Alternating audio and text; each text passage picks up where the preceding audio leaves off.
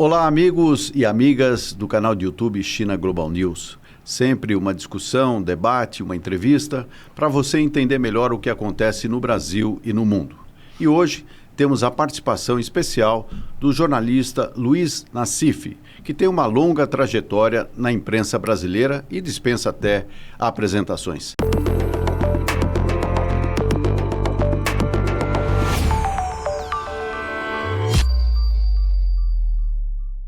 Bem-vindo ao China Global News, Luiz Nassif. Obrigado, Anca. Prazer estar aqui com vocês. Então vamos discutir um pouco a partir do mundo. Está um cenário meio conturbado, especialmente após a posse de Donald Trump, a questão das tarifas, as ações que ele vem tomando, inclusive contra alguns países. E você, como é que analisa esse cenário atualmente? Bom, nós tínhamos uma ordem internacional multilateral, liderada pelos Estados Unidos, que vem no pós-guerra, desde o acordo de Bretton Woods. E com o tempo, essa ordem foi se esgarçando. Depois, com a parte de Israel e a eleição do Donald Trump, digamos, a ultradireita americana tomou posse e voltou àquele padrão de pós-guerra. Outro dia eu estava vendo um livro sobre a Argentina no pós-guerra, o medo que se tinha de uma invasão americana na época, lá usando o mesmo, o grande porrete americano que foi muito utilizado no começo do século, quando os Estados Unidos pegam territórios do México, tentam avançar sobre Cuba e tudo isso. Então nós temos aí de um lado um país que acabou com o multilateralismo e é belicoso. E de outro lado, um país que está montando toda a sua estratégia dentro de um conceito de soft power e desenvolvimento. É interessante isso. Se você pega os Estados Unidos no final dos anos 40, você tem talvez o mais brilhante estrategista do capitalismo americano, que era Nelson Rockefeller. E o Nelson Rockefeller, a lógica dele era o seguinte: o segundo New Deal, o primeiro New Deal foi quando Franklin Delano Roosevelt, nos anos 30, monta um programa de obras e tudo que levanta a economia americana. E o Rockefeller falava: o segundo New Deal americano vai ser com desenvolvimento da América Latina dentro do modelo americano, aí, né? Rodoviarismo, mercado financeiro e tudo. E por que isso? Porque ele tinha visitado a Índia na lua de mel dele e ele viu o resultado do imperialismo britânico lá, na Índia e na China, que era uma coisa exaustiva, sanguinolenta e tudo, e ele achava que os Estados Unidos tinham que ter o conceito do soft power, que na verdade nunca vigorou. Os Estados Unidos apoiaram golpes esse tempo todo aí, mas havia, digamos, com o multilateralismo, um simulacro aí de uma ordem econômica mundial organizada. Isso acabou com o Trump, né? O Trump acabou, ele criou não apenas um novo padrão, mas a instabilidade. A instabilidade. Por exemplo, então o pessoal fala, é muito bom ele exigir que os países investam nos Estados Unidos. Mas quem vai investir? O investimento é coisa para 5, 10, 15 anos. Quem que vai investir com essa instabilidade dele de mudar opinião a todo momento? Então essa instabilidade criada por Trump, na verdade, é uma jogada de curto prazo. Eu nem digo, é de curtíssimo prazo aí, e mostra a falta de uma estratégia americana. Porque enquanto isso, o que a China está fazendo? A China, desde lá de trás, lá com a Rota da Seda e outros, o que ela quer é reformular o multilateralismo dentro de um conceito de cooperação, que foi mais ou menos a utopia que marcou a criação do Banco Mundial, do próprio FMI. Então a China está fazendo isso. Qual que é a visão da China? Para ela crescer, ser forte, ela tem que ter parceiros comerciais que sejam fortes também, até para absorver a produção dela também. Então ela está entrando com uma nova estratégia com enormes possibilidades de parcerias. Então nós temos aí duas superpotências já num conflito instalado. Quer dizer, voltamos à bipolaridade mundial. Mas com uma das potências hoje, com uma visão geopolítica muito mais sofisticada do que era a União Soviética. Quando esteve a Guerra Fria, a União Soviética ela queria o domínio lá de todos os países aí do leste europeu e tudo. A China não, é um processo cooperativo. Você vê, ela, embora seja de longe a maior economia, quando se fala em BRICS, ela não quer o predomínio do BRICS. ela oferece um conjunto de oportunidades e um conjunto de riscos também. Isso é importante colocar. O primeiro risco é o seguinte: a invasão da produção industrial chinesa sobre outros países pode matar a indústria desses países. Por isso que eu acho que o passo seguinte, que vai consolidar definitivamente, digamos, a posição da China, são parcerias tecnológicas, que nem a própria China fez com outros países décadas atrás. Eu tive em 2002 na China com o pessoal da Embraer. E a China fez uma parceria com a Embraer transferiria a tecnologia para um parceiro chinês, e eu fui com o presidente da Embraer, o Maurício Botelho. Eu falei, mas vocês estão criando um concorrente. Mas eles vão aprender de qualquer jeito, mas enquanto isso a gente aproveita o mercado interno chinês. O Brasil ainda não chegou nesse nível. O Brasil tem terras raras, tem energia verde, tem mercado de consumo, é a porta de entrada para a América do Sul, mas ainda não definiu uma política industrial de contrapartidas, como o Juscelino definiu no plano de metas. Então, quando o Brasil fizer isso, a China se candidata a ser a grande parceira, mas com um componente novo aí também, que é a agressividade da política de segurança dos Estados Unidos, que independentemente de Trump e tudo, essa política de segurança trata a América Latina como quintal dos Estados Unidos e diz explicitamente que não vai permitir o domínio chinês aqui. Isso agora com as ações na Venezuela, o bloqueio se intensificando em Cuba, mostra um pouco essa direção. Isso. Né? O Brasil é muito grande para ter uma inversão desse tipo, mas eles vão investir em quê? Vão investir na questão política.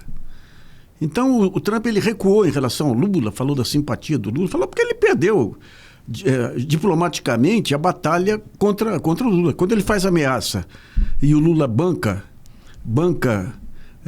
a aposta, o Lula se transforma na grande liderança mundial contra a ultradireita dos Estados Unidos. Então Trump simula aí uma simpatia pelo Lula pessoal e tudo aí, para esvaziar um pouco o momento, mas é evidente que nessas eleições aí vai ter apoio total ao bolsonarismo aí, através das big techs, das redes sociais e através aí de todos aqueles grupos de ultradireita apoiando o bolsonarismo, como fizeram no período Lava Jato e pós-Lava Jato. Né? Ou seja, a política norte-americana nesse momento, sob Donald Trump, ela reivindica aquela doutrina Monroe do século XIX. Isso. Mas o caminho não é, no caso do Brasil, não é uma invasão. Eles já fizeram, em outros momentos, a estratégia americana era a cooptação militar. Os golpes militares em toda a América Latina vieram sob a inspiração dessa política de segurança dos Estados Unidos. Depois perceberam duas coisas. Primeiro, que era extremamente desgastante para a opinião pública americana apoiar governos aqui no quintal deles aí, que matavam pessoas. Então eles mudam a política para a cooptação dos órgãos de regulação. Ministério Público, CAD, Poder Judiciário, fazem o primeiro teste com o Banestado, quando você tem lá o DHS, que é o Gabinete de Segurança Civil americano lá. Ele dá toda a retaguarda aí para a Operação Banestado, e depois, em 2009, tem um grande seminário aqui em São Paulo, promovido pelo Departamento de Justiça americano. E nesse seminário, um dos principais palestrantes era Sérgio Moro. E o seminário sai por quê? Por conta da Wikileaks, que divulga essas informações. E do seminário eles saem com a proposta de montar um projeto piloto para mostrar o novo modo de investigação dos Estados Unidos. Esse novo modo de investigação era um modo que estava havendo no departamento corporativo, lá do Departamento de Justiça, aquele destinado a apurar crimes corporativos. Então toda essa estratégia da Lava Jato vem lá. Prenda as pessoas por qualquer motivo, ameace família, induza uma delação em cima do que você quer. Você tem que pegar o chefe de todos, o chefe de todos é o presidente da República. Então tudo isso vem de lá.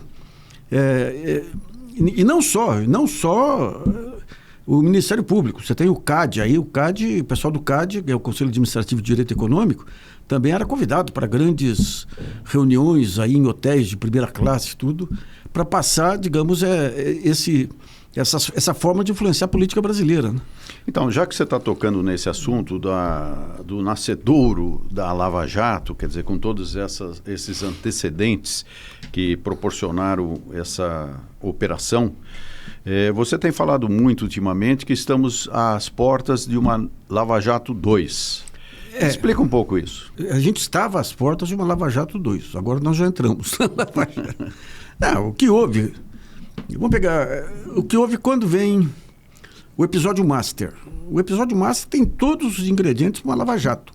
Em que sentido? Você tem a opinião pública saturada com denúncias de corrupção, uma operação que pega meio mundo, então você pode direcionar para onde você quiser, uma Polícia Federal que assume no começo com... A Polícia Federal ela é controlada por um partido político, que é o Partido da Associação dos Delegados da Polícia Federal. Quando começa o Globo, principalmente, aquela moça Malu Gaspar, que sempre foi o braço operacional jornalístico da Lava Jato, começa aquela campanha sistemática. Porque uma coisa é uma denúncia. Você fala, mas o Toffoli abriu a guarda, o Alexandre de Moraes abriu a guarda. Tudo bem. Uma coisa são matérias denunciando isso. Outra é a campanha. A campanha é você colocar durante semanas no jornal, batendo naquilo lá para transformar num caso único. Ali estava nítido que a intenção era tirar os dois da jogada e enfraquecer o papel do Supremo como avaliça da democracia. Porque independentemente dos erros que fizeram lá, ambos tinham um papel central na defesa da democracia. O Toffoli investigando a Lava Jato, a 13ª Vara. E o Alexandre de Moraes com toda essa coragem física até de enfrentar o 8 de janeiro, enfrentar a conspiração da ultradireita. Quando começou ali, porque veja bem, daí o cara fala, não, mas foi um escândalo. Não. Eu posso produzir aqui, posso te dar uma relação de um escândalo para cada ministro do Supremo. Só vira escândalo quando vira manchete de jornal. Você pode ter o fato mais escabroso, só vira escândalo quando vira manchete de jornal. Então o jornal tem plenas condições de direcionar, como foi feito na Lava Jato. Ao permitir esses ataques, alimentar até esses ataques ao Dias Toffoli, o que aconteceu hoje? Você vai entrar nessas eleições com o caso Master nas mãos do André Mendonça. O que o Toffoli tinha feito inicialmente? Quando teve o primeiro vazamento, ele chamou a si as investigações para impedir vazamento e colocou peritos da Polícia Federal escolhidos lá, caras de altíssima qualidade. Tem um deles até que é meu homônimo, eu até fiquei curioso, falei, quem é esse cara? Luiz Nassif com Z até. Fui investigar, ele desenvolveu sistemas que são utilizados por 40 países. Ou seja, coisa de altíssimo nível ali para impedir vazamento e impedir a utilização política daquilo lá. O que acontece? Entra o novo relator, a primeira coisa que ele faz, afasta esses peritos, entrega de novo para os peritos que vazavam informações, impede de chegar no delegado-geral da Polícia Federal, libera o COAF, ou seja, você votou ao mesmo esquema, e daí você tem a Carmen Lúcia no Tribunal Superior Eleitoral, porque você conseguiu criar uma maioria no Supremo pró-legalidade. Que era o Alexandre de Moraes, o Gilmar, o Toffoli, Carmen Lúcia, Luiz Edson Fachin, o Lewandowski que saiu depois, mas a Carmen Lúcia e o Luiz Edson Fachin, eles vão de acordo com os ventos. Não são confiáveis. Não são confiáveis. Quer dizer, a opinião pública é que decide o voto deles. Eu diria a opinião da Globo, para ser mais objetivamente, né? E quando você pega a maneira que a Globo teve lá atrás para cooptar a Carmen Lúcia, duas coisas. Primeiro, uma ameaça. Logo que ela assumiu a presidência do Supremo, saiu uma nota no Anselmo falando que ela vai se complicar porque tinha comprado uma casa de um cara que era assessor do Carlinhos Cachoeira por um valor inferior. Eu não sei se é verdade ou não estou entrando no mérito, mas aquilo saiu uma vez e não saiu mais, porque ela aderiu imediatamente à Globo. E daí o que acontece depois? Um processo de lisonja em cima dela, que cada frase dela, grande frasista, Na época eu fui investigar, ela tinha contratado como assessor dela o dono de um blog de frases de ocasião. É de um ridículo atroz. Quando você pega o Luiz Edson Fachin, é a mesma coisa. O Fachin fez campanha, ele era um garantista lá, era um advogado de lideranças rurais. Até no Movimento Sem Terra. Movimento Sem Terra. Fez campanha, inclusive, com o aviãozinho da JBS, na época. Logo que ele assumiu, tinha uma grande advogada que veio em São Paulo, e eu conversando com ela, ela tinha entrado com um pedido de habeas corpus de uma liderança rural no centro-oeste lá para o Fachin, e ele tinha rejeitado de cara. E na Lava Jato ele se transformou aí no sujeito mais implacável, a ponto de ser elogiado. Você vê, antes dele assumir, quando foi indicado para relator da Lava Jato, ele já foi elogiado pelos procuradores lá naquelas gravações da Spoof. Pelas informações que você traz, Nassif, nós temos aí um cenário bastante perigoso, porque se tomamos o STF como um escudeiro principal da democracia, nesse momento, sob ataque, acaba tendo aí uma possibilidade de furar essa barreira, não é? Você vai ter a Polícia Federal vazando informações, o COAF vazando informações, o Globo conduzindo a cobertura. Porque o que acontece em cobertura? Quem tem o furo conduz a cobertura. Você pega esse caso aí do contrato da esposa do Alexandre de Moraes, a pessoa tinha informação, daí solta a informação. Daí os outros jornais se sentem na obrigação de competir dentro do mesmo campo. Então você direciona toda...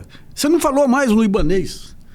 Você não falou mais A gente sabe que esse escândalo do Master é fundamentalmente um escândalo do Centrão. São os governadores do Centrão. Porque esse negócio do Master, para entender, não é um banquinho que cresceu mais do que as pernas, não. O Master foi o maior esquema de lavagem de dinheiro da história, porque ele juntou dinheiro de igrejas evangélicas, a começar aquela lá da Lagoinha, juntou dinheiro de corrupção política, que daí entra de um lado as emendas parlamentares para lavar dinheiro, e de outro lado entram os recursos aí dos fundos de previdência. E dinheiro do crime organizado que é lavado através da Faria Lima.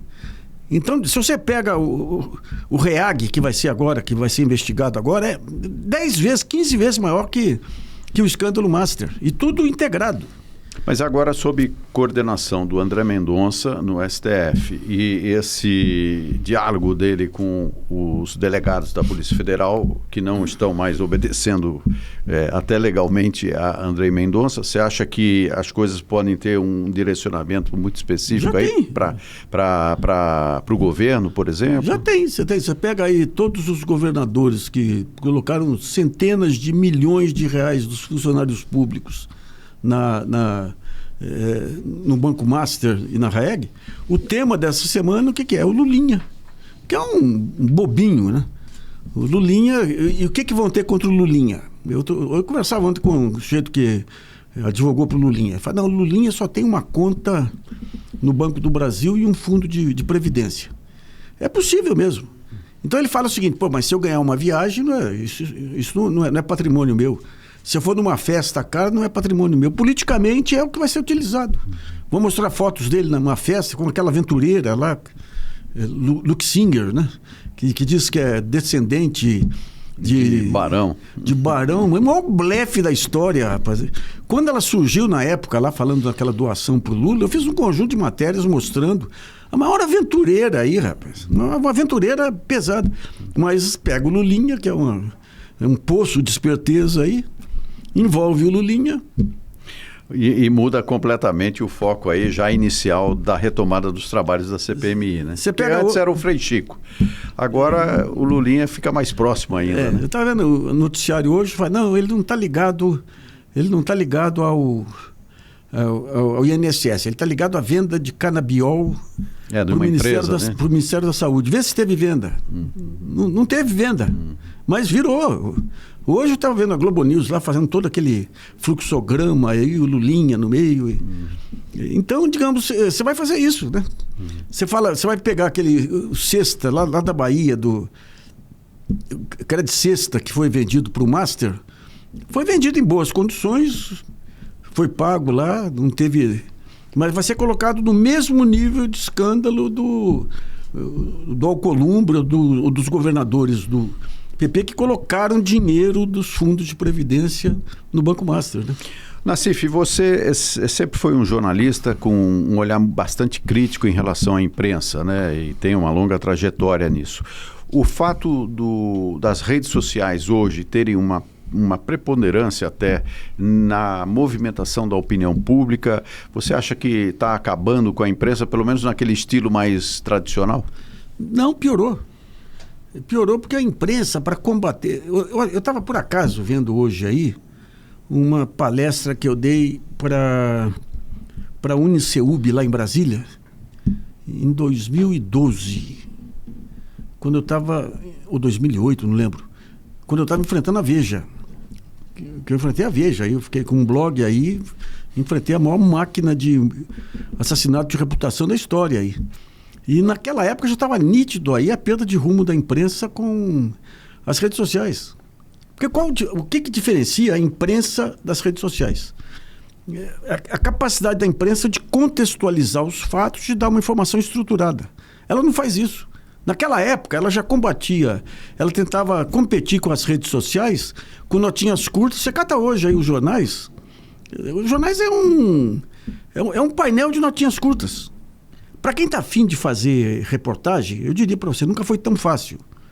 Porque as informações estão disponíveis para todo lado. Você tem que ter raciocínio para juntar as informações. Mas os jornais não querem isso. Eles querem o caça-clique, né?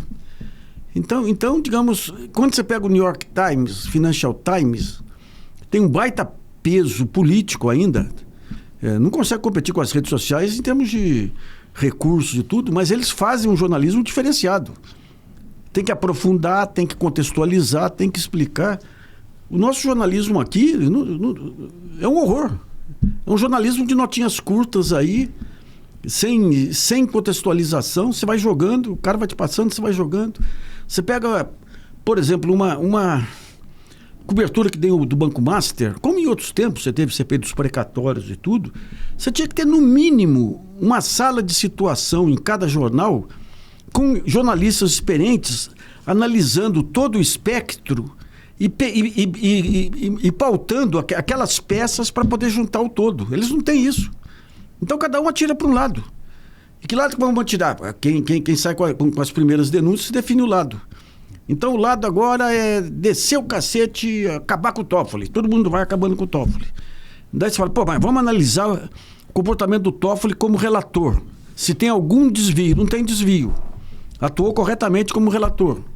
Mas não interessa. Não tem contraponto. Não tem contraponto. Então você não tem peso editorial mais. O que o jornal faz, ele lança o tema que vai repercutir nas redes sociais. Mas o tema não é a matéria contextualizada, é a manchete e a submanchete.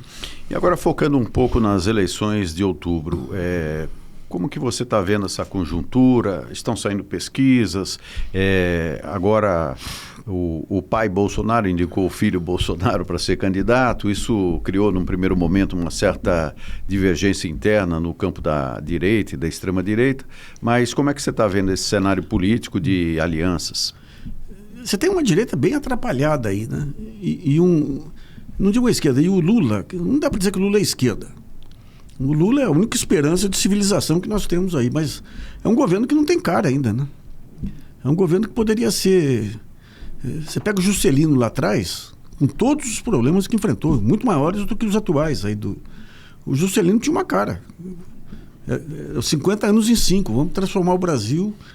O Lula teria todas as condições de ter essa cara agora, porque você tem várias vantagens competitivas do Brasil para a próxima etapa. Ele poderia começar a construir o futuro, mas ele não faz isso. Esse plano de metas dele, se ele coloca um Haddad para tentar articular um negócio desse e apresentar na campanha, isso aqui vai ser... na próxima etapa de governo vai ser isso aqui, um salto no país aí. O jogo era outro. Mas o que você tem hoje aí? Se o Lula ganha, vai empurrar com a barriga mais 4 anos. Se o Lula perde, acaba o Brasil. Porque vai jogar o Brasil nas mãos de gangues. De gangues, não tem outro nome. Então, pegando já para a gente ir para o final da nossa entrevista, Nassif, e voltando um pouco mais, quero explorar um pouco mais você nessa questão eleitoral, porque você diz que Lula não tem um projeto que possa ser apresentado como uma sequência natural do seu governo. Não é nem sequência, um corte, um salto. Um salto para frente. Né? E, por outro lado, temos essa extrema-direita com a indicação do Flávio Bolsonaro e a direita meio nadando aí para ver se chega na praia de alguma forma. Como é que você avalia um pouco esse cenário? Não, o primeiro ponto é o seguinte, em qualquer hipótese, a única saída para o Brasil é o Lula. É o Lula que pode impedir esse país aí de cair no caos absoluto aí. Quando você pega... O Lula esse negócio da terceira via, que os jornais vivem explorando aí a terceira via. O Lula é a terceira via. O Lula é um sujeito moderado, de centro, um cara que sempre respeitou até excessivamente as regras do jogo aí. E ele poderia ser tudo isso e montar um plano de governo. Um plano de governo com marketing. Com marketing, sabe? 50, seja qual for, 50 anos em 5, seja o que for, montar que olha, se nós seguimos esse caminho, você pode confiar que daqui a 10 anos você vai ter um país assim. Mas ele fica toda a estratégia econômica dele em cima do Bolsa Família e do PAC. Então você tem a Nova Indústria Brasil aí, quem ouve falar da Nova Indústria Brasil? Você tem o Haddad aí com a transição energética, quem ouve falar da transição energética? E o Lula tem ele sabe o que é relevante. Eu participei de um seminário na Confederação Nacional dos Metalúrgicos no dia em que a dona Marise teve o AVC. E eu falei antes do Lula. Dei a minha palestra, fiz um conjunto de provocações para o Lula. Quando o Lula foi falar, o discurso que ele fez, eu falei, pô, só a bala para parar o Lula. Porque é um discurso que ele sintetizava o que era relevante para o país numa linguagem compreendida pelo povão. Eu falei, nossa, ninguém segura o Lula aí. Então ele sabe. Daí ele vai, monta o governo dele, põe o Rui Costa na Casa Civil, põe aquele ministro de Minas e Energia lá, para fazer acordos políticos e deixa de lado a construção do futuro, o sonho da construção do futuro. Então, esse resultado eleitoral, nesse momento, pelo menos as condições atuais, é totalmente imprevisível. É imprevisível. Como é que eu digo? A grande força do Lula é o fato de ter o Bolsonaro na outra ponta. É o fato de todo mundo saber que... grande parte da opinião pública saber que se entrar Flávio Bolsonaro, as milícias tomam conta do Brasil. Agora, ainda só para encerrar mesmo esse assunto, já se comenta que Flávio Bolsonaro está buscando ali na Faria Lima um posto Ipiranga, né? Alguém que possa ser o seu porta-voz junto ao mercado financeiro. Qual vai ser o comportamento do mercado financeiro na eleição? Ele teve uma primeira reunião, ele assustou pelo despreparo, né? Mas o preparo não é o ponto central do mercado financeiro. O André Esteves e outros, eles querem um presidente que venda tudo, que venda Petrobras, que corte saúde. Você vê, ele pegou esse carnaval em torno da cientista do Rio, lá da Universidade Federal do Rio de Janeiro. Precisamos investir em inovação, tecnologia. Quando você vai ver lá atrás, o Paulo Guedes quis descontingenciar verbas de pesquisa e tudo, ele votou a favor. Então, agora, você vê, o pessoal fazendo esse carnaval em torno aí da ligação do Lulinha com o descendente do Barão lá, e tem um candidato que ele se livrou da acusação de rachadinha aí porque era filho do presidente. Um cara que enriqueceu. Quando ele comprou a casa dele lá, eu fiz um levantamento nas imobiliárias de Brasília, de metro quadrado, ele subfaturou o valor da casa lá para justificar um financiamento que ele ia ter da Caixa Econômica ou do BRB, não lembro, acho que foi Caixa Econômica. E apresentou como patrimônio o dinheiro que ele recebeu da tal loja de chocolate lá. Eu mostrei, eu peguei o que seria o faturamento de uma loja de chocolate. Mostrei que era impossível aquilo que ele dizia que ele tinha recebido. Esse é o cara que é o candidato, mas o problema é a festa do Lulinha. E o que explica, na sua opinião, esse apoio que Flávio Bolsonaro vem tendo nas pesquisas? Não, você tem o antipetismo, que é o ponto central, né? O antipetismo é uma... Rapaz, você passou décadas aí com o negócio do anticomunismo. Isso entrou na cabeça do brasileiro. E daí você chega, não, o anticomunismo agora é o antipetismo. Vamos pegar sua casa aí. Então isso aí não está ligado a esse anticomunismo que nos Estados Unidos eles usam de vez em quando, né? Basta ver que o discurso do Donald Trump recentemente foi nessa linha, quando ele pega diversos personagens durante o discurso, apresenta, faz todo um cenário emocional aí. Então a Guerra Fria não acabou. Essa é a jogada. Então qualquer avanço da social-democracia é comunismo. 5x2 aí, semana 5x2 é comunismo. E a economia brasileira? Fechando mesmo a entrevista. Não, ela tem muito para melhorar. O Brasil só vai melhorar quando ele fizer um controle de câmbio aí, porque quando você pega hoje taxa de juros, Selic e tudo, está ligado a uma operação chamada carry trade. O que é carry trade? É uma operação que os investidores internacionais pegam dinheiro barato no Japão, na Europa, vêm para cá e aplicam em taxa Selic. Então, quando vem muito dinheiro para cá, o câmbio aprecia e a inflação cai. Quando o dinheiro vai para o México, para outro lugar, daí você tem uma explosão do câmbio. Então está tudo ligado aí a uma questão do livre fluxo de capitais que ocorre aí, que é indecente. Isso aí só vai acontecer quando baixar no país e no mundo o maior estadista conhecido, que é um cara chamado Sr. Crise. É só quando o Sr. Crise baixar que vai resolver esse angu. Então, enquanto tiver, digamos, essa questão do câmbio solto, desse aperto fiscal aí, no máximo é voo de galinha. O Brasil vai crescer 2%. Grande merda. Um país que já cresceu 4%, 5%, 6% ao ano e teria condições de crescer. Mas não adianta, não é a vontade individual de um ou outro. Aí você precisaria ter uma aliança política, uma adesão política que esse modelo político do Brasil... E com essa mídia aí, do jeito que a mídia... o governo não tem força para isso.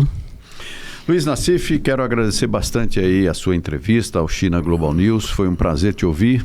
Algum comentário final? Não, um grande abraço aí, esperando que a China e o Brasil consigam driblar aí as restrições dos Estados Unidos. Muito bem. E o China Global News vai ficando por aqui. Mais uma entrevista que você pode acompanhar também em nossas redes sociais. Sempre dê um like, se inscreva no nosso canal, porque estamos aqui para discutir o Brasil a partir de uma visão mundial da geopolítica e da economia internacional. Então, fique com a gente, anote aí, China Global News, se inscreva, nos curta e divulgue os nossos conteúdos. Até uma próxima.